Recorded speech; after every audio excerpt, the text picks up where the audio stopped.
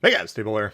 Today we're going to be kind of doing a deep dive on the Zieten, the new Tier 7 German battle cruiser. Here's CLX. We're all in on the secondary build, of course, and ship build, same thing. Slot 1, slot 4, secondary modules there. Want to take a look at the armor scheme, and we're going to be comparing this to the Bismarck.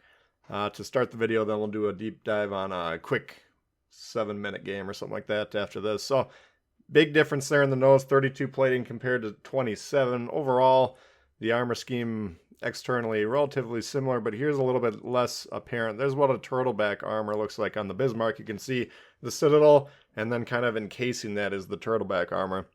Whereas on the Zieten, we don't have that. It's a weird looking piece on top of the citadel, to be sure, but that little gap there is where a turret stem basically is sticking through there.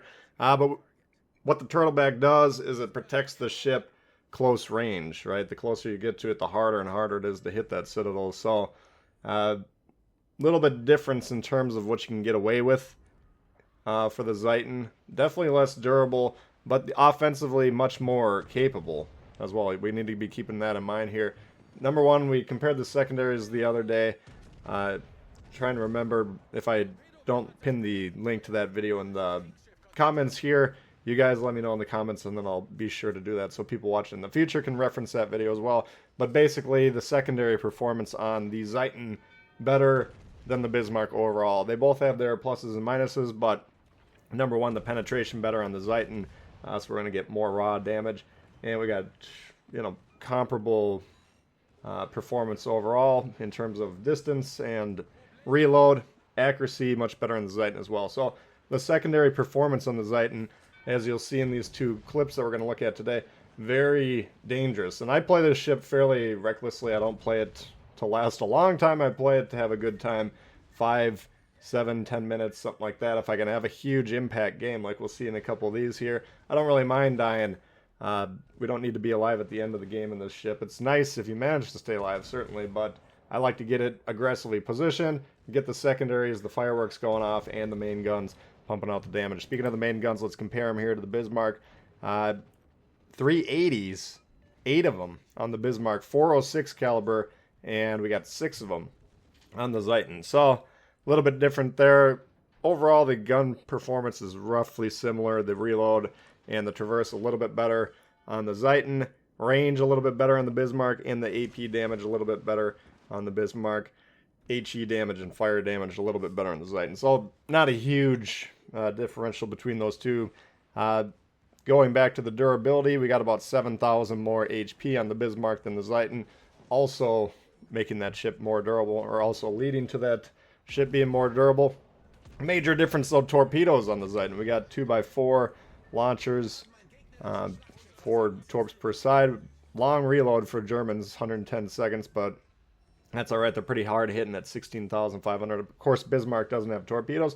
That's a huge difference. Tirpitz, Odin, some of those Brandenburg, some of the premium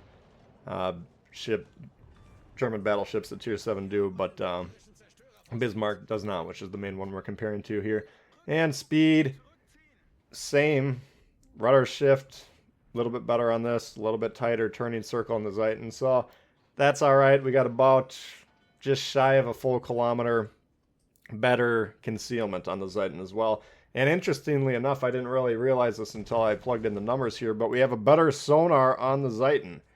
We got a full 1.2 extra kilometers of surface detection. That's how close the ships have to be. 5.6. So this is a very good sonar on this thing.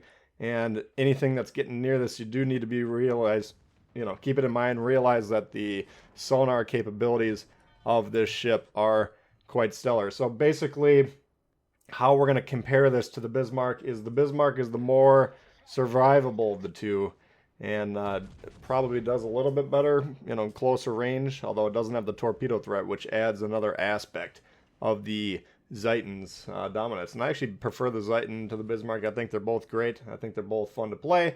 The Bismarck didn't start great when we got it, but it's been buffed numerous times, and now it's in a good spot. But currently, I'm kind of digging the Zieten. I'm looking forward to seeing what the Tier 8s of these German battleships are looking like. Well, we already got the Friedrich, which is a nice Tier 8 stemming off of the Bismarck, but we're going to get the new Tier 8 stemming off of this here Zieten in about 3 weeks or so. So stay tuned for that. And speaking of that, if you want to subscribe to the channel, we're getting pretty close to 25,000 here. And of course, that's going to trigger some nice festivities and giveaways if and when it actually happens. So if you aren't subscribed and you're digging the content to some extent, well, go ahead and consider subscribing for me. It would help the channel out quite a bit. All right, so that's kind of the difference between these two ships overall. Why don't we just do a deep dive on this quick hitter game that we got saved up here. All right, so jumping into this one here, we got neighbors, capture the base mode, and this one's, I don't know, about 7 minutes or so, 8 minutes. Quick game, but like we were talking about earlier, kind of aggressive with the positioning, high impact. I think it might be the highest damage that I've gotten in this thing so far. It's certainly among the most damaged games that I've gotten in it so far. So, pretty good look at what we're able to do here. We got the center spawn here. We're on the south side. Of course, we're going to go to the east. If I'm on the center or the east on neighbors, I will always play the eastern side of the map. That's strategically more important, barring the lack of domination mode caps, of course. In capture the base mode, you would always want 2/3 of your force playing over here, ideally. Just because this is where all the island cover is, and that's much more strategically valuable than a wide open sea with just a couple of islands that you can't really do a lot of shooting over. So that's why we come over here. If you're ever loading into the match on this map with me and you're looking for me, this is probably where I'll be over here. But we're going to go over here and see what we can do. So, like we were talking about, getting really close, getting in these aggressive positions. We're going to be viewing this as kind of area damage, right? Most ships, when we're shooting at someone with main guns, we're targeting a specific ship. Like that Gneisenau, those main gun shots, if they hit him, they're only going to damage him. All right, but the secondary attacks, and especially if you can get them going on both sides, they're kind of like a hazard that's present on the battlefield that affects an area and has a group damage effect. So that's why we want to be doing as much as we can with these things early, because we can wear down the enemy team en masse, hopefully giving our team the ability to capitalize on that differential that you're kind of leaning onto those guys. So that's my philosophy with this. The teams, they'll generally try and counter you because this is a very dangerous thing to leave alive. And if they're doing that, like we saw with the armor schemes earlier, not as durable as some of the other battleships. So that is how you need to deal with these new battle cruisers from Germany here. If you just let them go the whole time and they just keep going with the secondaries and keep pumping out the damage, well, then you're in trouble. So kind of view it as more of a battlefield hazard or an area damage effect. Frieslund's coming around here. We get the secondary mod going here, and we'd love to get him off the board. Not a torpedo threat, of course, so we don't have to worry about that. But he's trying to pop the smoke. He's trying to disengage. And we're going to go ahead and take a shot at the München. You can definitely make the case, and I would agree with you that I should have shot the Friesland there. He was low. A main gun salvo potentially would have taken him off the board, which would have been great because it is a very high damage per minute pair of guns on that thing. But we had a broadside München, and as you saw, we were able to hit him a little bit. So he's finally outside of the secondary range now, and we didn't get a lot of hits in that opening salvo with the secondaries, but we got some, and more importantly, a lot of them were on the destroyer. So you'll see kind of a lot of the sequences, us responding to the destroyers, trying to get into positions where we have a line of sight to those ships, because if they're spotted and our secondaries can hit them, well, they're going to do a lot of damage. So the destroyer players on the enemy team, these German battle cruisers, the new battleships that we see here, Zieten in particular, and we're going to see the Tier 8 in a few weeks. That one's presumably going to be even more dangerous, but these things need to be avoided. All right, so you don't want to be getting too close to these things unless you're sure you're not going to get spotted, either by a radar or a line of sight. Gneisenau coming around here, trying to back up. I think I started with the steering gears on the ship, but then I changed the prop mod recently. Can't remember 100% sure if this was pre or post change this game. But prior to the change, using the steering gears and not the prop mod, stopping and starting, a little bit difficult sometimes. And this is a ship, you saw where we parked to start the game. We had the island cover on the left, And that's what you need to be doing. You need to be protecting the flanks, but sometimes he'd squirt through. So, you know, just something to keep in mind. It's not the easiest to stop and start the ship. Gneisenau, we did get him with a torp there. And check it out. The damage continues to tick. So I think he's got a fire at least and a flood there now. Looks like we got a retaliatory torpedo strike from him and the destroyer. But our long-range sonar picked those torps up early. And we got a good idea of what to do. We're going to try and back up here. Hopefully we don't get hit by any of those, but we avoided the dev strike at least. So the sonar on this thing is outstanding. Make sure you're using it. Secondary is starting to go off here. That's always a good reminder to be checking your flanks. Maybe we're obviously paying more attention to the left side of the ship to open this match. But red gained significant ground going forward here. Luckily the secondaries woke us up and we're able to see here. Should probably be targeting that Maz with the secondary targeting option, but you know, a little bit nitpicky there. You want the destroyers to be taking as much of the hits as possible. Yeah, they're a little bit harder for the secondary gunners to hit, but the damage is almost guaranteed every hit. So you want to just lean on them as quick as possible, get them off.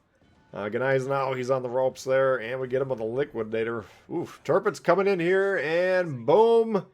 Hit him hard with the torps, not quite down and out yet. Secondary module is reloaded, and we go ahead and pop it right away.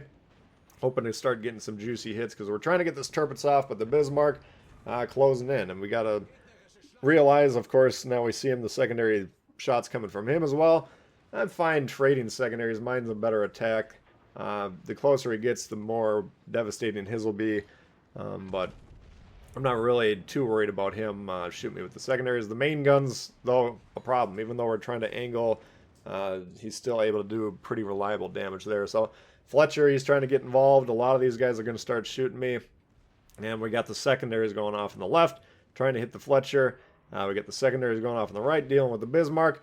And look at the hits piling up here. Hundreds of hits coming in every second.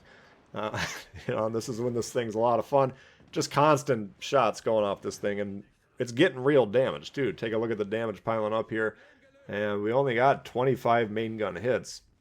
Not a whole heck of a lot, but we got a huge pile of damage here that continues to go up. So once again, I would probably target the Maz. I think we still have the Fletcher targeted there, which is, he's probably lower, so I guess that's fine.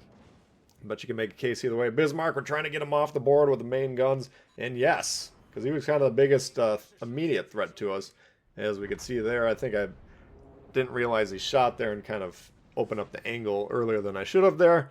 But nevertheless, you can see our damage when it's done ticking up due to the fires being put out ends at 184.